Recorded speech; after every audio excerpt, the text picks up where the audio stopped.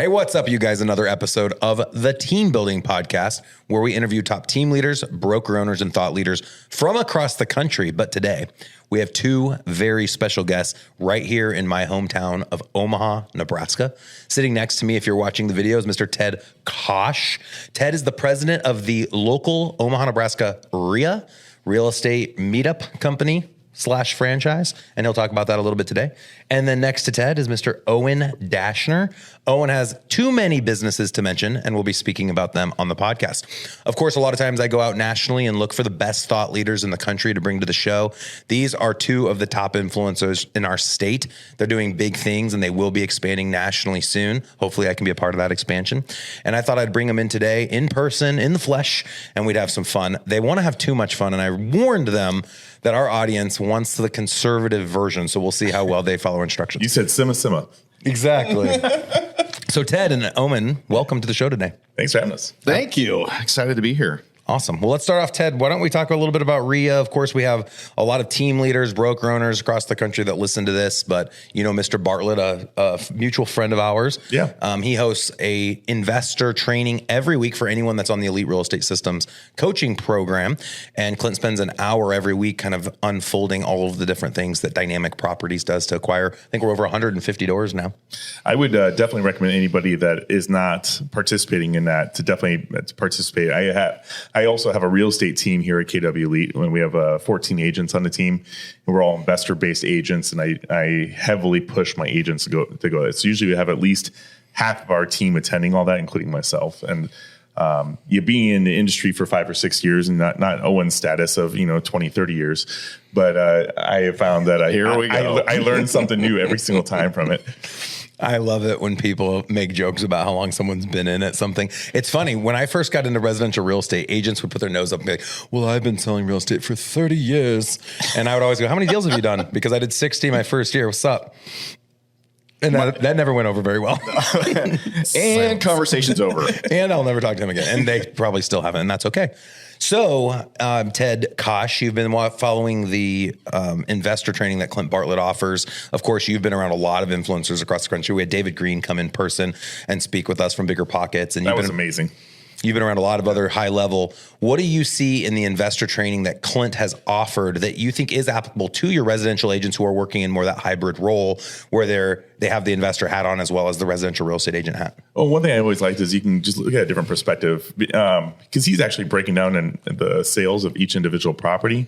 And it's knowledge. I mean, we can train it, but to look at somebody that's actually in it and buying that quantity of properties consistently, you can learn a lot because he has a week by week class, and it's very structured. And he's done it for 2 years now? 2 years. And he was super nervous when we started doing it. He was. He's done such a great job. It's interesting. Everyone in my leadership across all my business entities, I've pushed them to be on podcasts, to be on stages, to accept any invitation where they can go speak somewhere because it does stretch us. But I think for the most part, it helps us look into our own businesses and be more self-actualized and understand why we're successful. What are some of the things we do systematically over a long period of time that has helped us get to where we are today?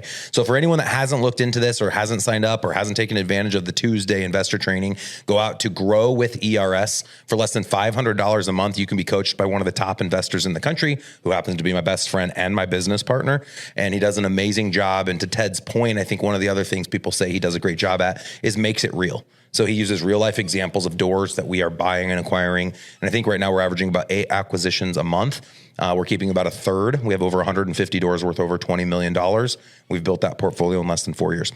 All right. So for those that are here, Owen, that are thinking, man, it'd be cool to go buy one of the houses. I go on a listing presentation. They say they want to sell in 2 weeks and I could just go buy it, but they don't have the money. I think one of the things that stands out to me about you and what you guys do is your hard money lending company. And hard money lending seems like such a negative, but why don't you share with our listeners what the whole strategy is behind that and how you help investors that don't have enough capital win? So hard money is basically you're not utilizing your own money to purchase a property. So the most common way is to use bank financing or a line of credit or just your own cash.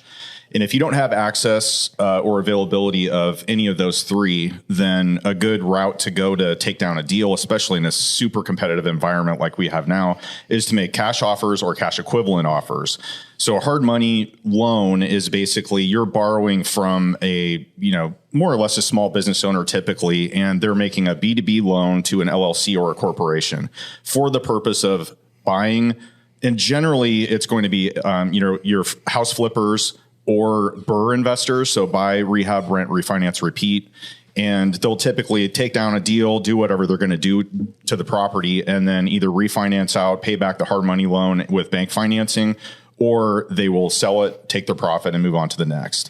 So we've been able to kind of fill a void here in the Omaha market, and we've been able to do that in Nebraska, Iowa. We're looking really hard at Illinois and Michigan right now, so we're kind of expanding into a couple new markets. Cool. But we've been able to work with local investors, especially since the owners of Liquid Lending, our hard money business, we're all investors ourselves. So we kind of have built a little bit of a mousetrap here. A lot of the people that we've gotten to know over the years through investing and going to REIAs and meetup groups and all that fun stuff have approached us. And our biggest problem, honestly, has been keeping up with demand. Yeah.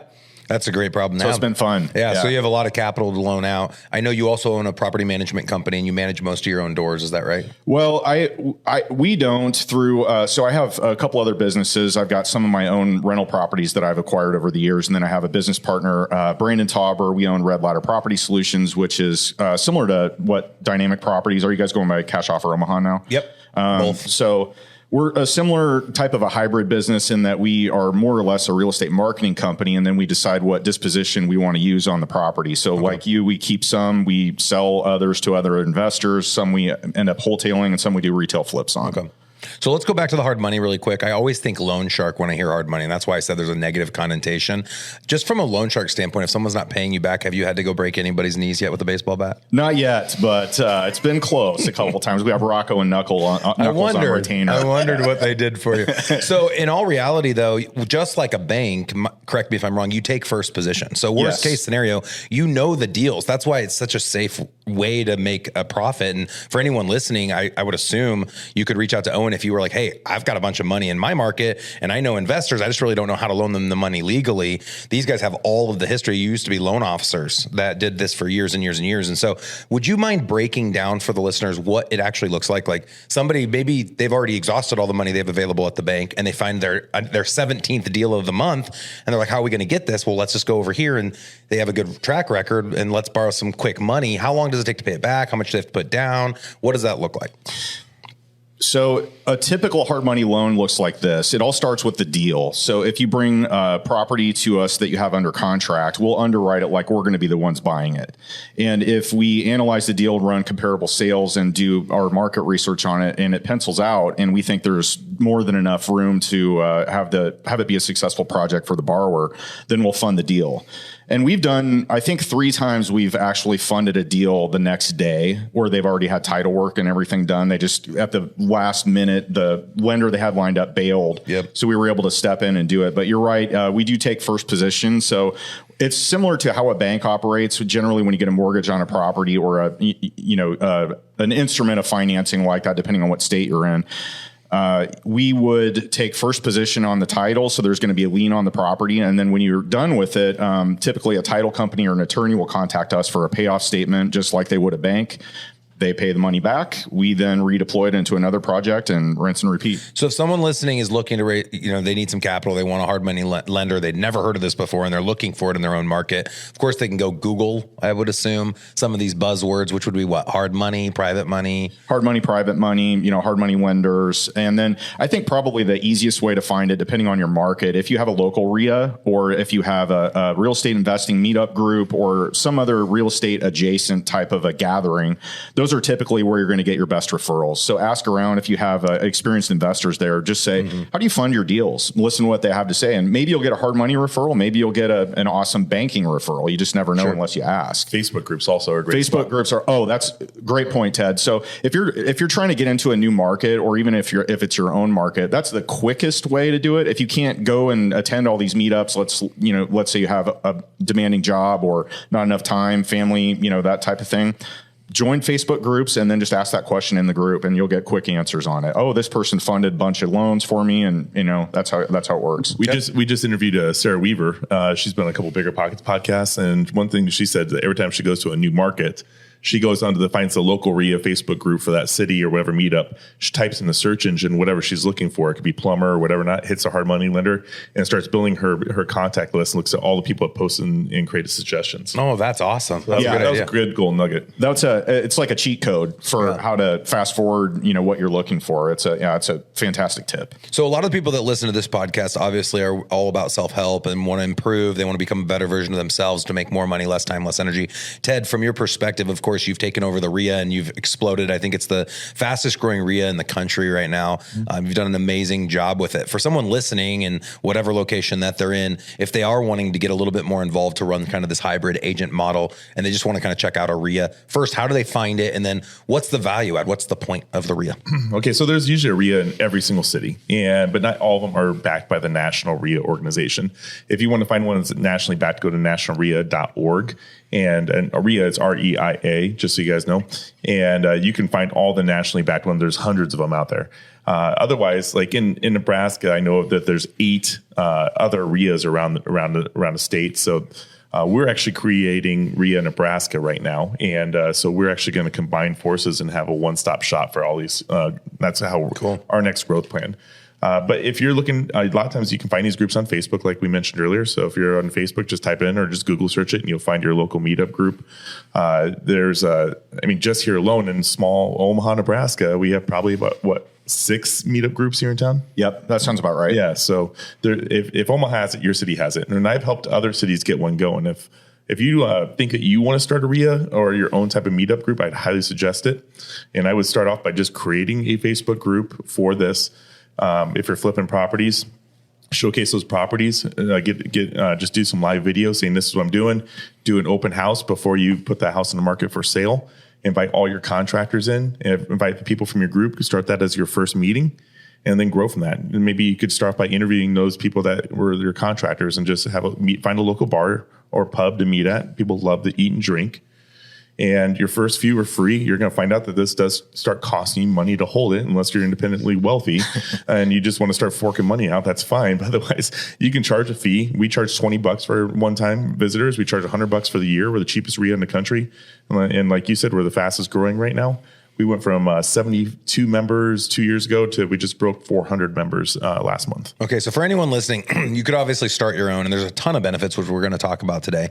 But what is the benefit just from attending, like from the attendance standpoint? You got so much content out there with podcasts like this one. You've got books. You've got all these other resources to become a better version of yourself. Why do I want to go hang out with a bunch of wannabe investors? Yeah, so the one thing I did immediately when I took over, and a lot of people don't do this, I put my content out there for free. The speakers do bring people in, but it's not what the meaning of the REIA is. So you go to my Facebook page, you can watch any of my REIA's events that were live. Oh, is mine on there? Yes. It's for free for all the podcast listeners? Yes. Wow. And you go to Omaha REIA, you can just go to Omaha REIA Facebook page. You can hit hashtag live REIA events. You'll find Jeff Cohn's, which actually was to date our highest attended event ever. Don't worry about it. And you had 151 people show up for your event, and the REIA group's been established for 19 years. I paid people to come in. Okay, well, that explains a lot. Extras. But I've seen your presentation done numerous times in front of our real estate group and other meetings. But one thing I say about yours is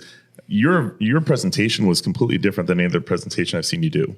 It hit. Owen, you even said it was one of the best presentations you've ever seen. Yeah, it was. Anytime you have a crowd that's just like dead silent, especially all the type A personalities in real estate that were just wrapped in attention. And afterwards, we got a ton of good feedback on it. That was such a good job. It was a great audience. And, to have an audience that's willing to be authentic and engaging, that makes all the difference for a speaker. So I couldn't have done it if you hadn't done such a good job putting a group like that together. Yeah. Aw, group hug. We're just doing a shout out. We have a podcast called REIA Radio, and we actually put your presentation on our podcast. So you can listen to that whole presentation on there. You're welcome. Cool. Thanks, guys. All right. So changing gears for a minute, there's obviously a huge value add to be a part of the REIA in whatever city you're in. And if there's not an REIA meetup group, there's going to be be a ton of investor meetup groups. We have a lot of team leaders, broker owners here that are just 100% focused on building residential real estate businesses who monetize their time off of a real estate commission. The thing that I think make both of you really interesting is that you're both in residential real estate as well, but like me, you've created ancillary businesses. And I know you and I are partners in one of those ancillary ventures, which is title. And so going back to this whole REIA mindset, there's so many other businesses that can benefit by creating that synergy across a lot of different industries that would want to have that type of a REIA meetup. So could we just name a few? Like, who are some of the top vendors that are at the REIA that are willing to offer their services? So between local and national sponsors, we have 42 sponsors right now. The big names are going to be your Home Depot, your Office Max. Home Depot offers like 25 up to 25% off. Office Max offers the same just discounts. By being a member for $100 a year. Yeah, dude. Yeah, that would benefit you. Like even if you didn't invest in real estate, and you go to one time. And then locally, though, I mean, we have banks, insurance, roofing companies, real estate companies. I mean, we have. I just got American Express lined up this week as a sponsor. So wow. And all the local sponsors, though, if they can legally, have to offer a minimum of a 10% discount to all the members. So it has to be something that gives back to our members. That's awesome. So, I mean, you think about setting something like this up, and yes, it takes time, and you started the podcast. A lot of people think, well, what's my resume need to look like? How many doors did I have to invest in? So, hey, Ted, let me put you on the spot. How many doors did you invest in before you became the president of the local REIA? I had one. and it was grandma's house that I told the story in Clint Barnes' podcast. I bought my grandma's house. Yeah. Well, and she still lives there to this day. And it wasn't an intention for investment, but actually and I was trying to get my wife to make this happen over and over again, but it came to the point where I told my wife, I'm like, hey, we can't own the Real Estate Investment Association and not have investment properties. Yeah, so we actually bought I bought the local REIA 2 years ago during the heart of April of 20, the pandemic. Mm-hmm. Which was our June of 20. And we bought our first property like a couple months before that because I knew we had to get something in there to have some credibility. So I put Ted on the spot just now. I didn't even know that story. I assumed he would have had more than just one. We're up to 10 now. Okay. So 10 doors. The reason I bring it up is everybody waits until some pretend event that they created in their mind to be able to be an influencer or create impact or start a podcast or start a website or start a business. There's no number. There's no rule. Like, go be an influencer, go create a database, go start doing it. Whatever you think you do well, go create a platform where you can teach others. And there's no way to lose if your intention is to be authentic and help people become a better version of themselves, which is the same reason I started this podcast back in 2015. And over time, it's grown into all these amazing business opportunities because I was willing to give back, and people will be attracted to that. And that's exactly what both of you guys have done. Well, I've always surrounded myself around people like Owen. And, Owen, you got hundreds of properties and I've always helped those type of people find properties. So I felt like I was making everybody around me a millionaire, mm-hmm. but I was absorbing, but I didn't take that leap. And the REIA is for me the leap, but it's surrounding. I mean, there's people like, Owen I was looking up to during that time. And that's why I approached him it's like, hey, we got to do this podcast together. Yeah, for 100%. And, I talk a lot about ancillary businesses and residential real estate. And I'm like, okay, if you have a real estate team or a brokerage, you can control who the mortgage goes to, who the title goes to, who the insurance goes to, home inspection, home warranty, everything a property needs. And then you go into the investment world, hard money lending, back to the title. You've got all these national vendors. You have all this support, and it's just this giant pool of resources. Everything you need to get going is at your local REIA, or it should be if it's a good REIA. I mean, for instance, I've used liquid lending for my last 5 deals. 2 of them I just bought a month ago through liquid lending. I've used Galaxy Title as my title services. Mm-hmm. So I am using all my vendors in-house. We have a dumpster company. And they're the dumpsters at all my properties Dumpster too. fire? Yeah. Red box. I was listening to one of your podcast episodes, and it had dumpster fire in the title. Are you serious? Oh yeah. Oh, that's awesome. I didn't even know about that one. I'll have to check that out. I wonder who I interviewed. Hey, I wanted to make one point on this. So the other day, and it was probably a couple of days ago, there was a gal on the Omaha Real Estate Meetup Facebook group that asked the question, how would it benefit me to attend a local meetup or REIA event? And that was it. That was the question. And some of the answers that were coming back were, I don't know, a little antagonistic. They were kind of giving her a hard time. And I wanted to highlight that because I'll tell you this, you and I wouldn't be business partners you and I wouldn't have a podcast together. I wouldn't have Liquid Lending. I wouldn't have my partner with Red Ladder if I had not started going to those really events. Interesting. That's a good point. And I met you through Clint. Yep. And Clint was, you guys are some of our biggest competitors in town in that business. But we got to know each other, and it's like, you know what? We shared a lot of ideas. One thing I really like about Clint and your approach toward training is just it's all an open book. And you're like, you know what? I'm fine teaching the masses because there's not very many people that are probably going to apply that. And if they do, great. A rising tide lifts all ships type approach. Yep. Less than 1%. Like Owen said, we are competitors. Like, how many deals have we competed against? And I say it's true competition. We're both trying to buy the same door. How many times has that happened? I mean, dozens. And it's so funny. 10. Yeah, it's been like it'll swing one way where you guys will get a bunch of deals and then the other way, and it all evens out. But here's the best. Have we ever bought one where we borrowed money from you to buy it? That would be amazing. I want that to happen. No, but that has happened on other liquid. Yeah, You're like, we'll get beat out on it, and then we'll get a loan application request. Oh my gosh, that's awesome. Well, this is a good point though too, because you actually bought a house from them and you got the deal at the REIA. Yeah, that's true. Yeah, it was. Clint. It was just a conversation Clint and I were having, and he was like, "Hey, how's it going? What have you guys bought lately?" And we mentioned something in Elkhorn, and he's like, "Oh, well, I love Elkhorn. What is it?" And we told him about it, and you guys ended up buying it. Oh, that's cool. And that would have never happened if we had not been there in person. So you have to make it a thing, because everybody falls back on the default, like, "Oh, I'm so busy, and we have all this family stuff going on," and like I totally get that, and I respect that, but you make it one night or 2 nights a month that you can't miss it. And just make it your thing. And you never know what relationships you're going to build from that. And your business could take off. You could get a business partner out of the deal. You just never know. You got to go there and at least have really 1 or 2 quality conversations where you have some good takeaways out of it and can like get some traction with people. Well, I didn't really fully answer that question. You asked what the value was of the REIAs. To finalize that thought really quick and go off this, I get that content out for free online and via our channel, specifically because it's not about the presenter. The presenter brings the people together, and the people coming together is what the REIA is all about. It's all about the handshakes, getting to know the people in your community, and learning from the people, creating mentorships and relationships. Because it's at least here in Omaha, it is completely a trust-based business. And if you get a bad name, you're blacklisted. But you want to be there and make friends, because you're going to trade deals, you're going to trade contractors and everything else. Well, and after the speaker is done, the best energy I felt was there's another, how long? 2 hours. People are hanging out. Usually they're till midnight. Yes, hence the point. And I think the last time you did it at a hotel, which is a little creepy, but whatever. That's kind of Ted's style. There's a bar and restaurant in the hotel. Was that reason? Okay. And they keep it. I was wondering about that. They keep it open. Did you say that your car was there when I left it too? Just kidding. So let's switch gears and kind of close this out. For anybody that wants to get in touch with you guys, what is the best way for them to do that if they just had additional questions? Owen, you want to start that off? Sure. My cell phone's fine. 402-578-4003. Happy to take any questions there. I'm pretty active in the Facebook, in the meetup groups, at least locally here. If there's anybody nationally, you can always send me a message through that, or Instagram, odog2424 is my handle. And that's probably the best way for me. Perfect. Ted? Our Instagram is REIA Radio. My email is ted@omahareia.com, and you can find me on Facebook. Perfect. And we'll put all of that in the show notes. And also, I just want to invite all of our listeners, if you haven't done this already, wherever you go to listen to these podcast episodes, please go out and put a 5-star review. There's an algorithm within the podcast so that when other people are searching for this type of content, they can find it. Give these guys a 5-star, and then give them a quick shout out to Ted and Owen for doing such an amazing job today. We covered a lot of content in a very, very short amount of time.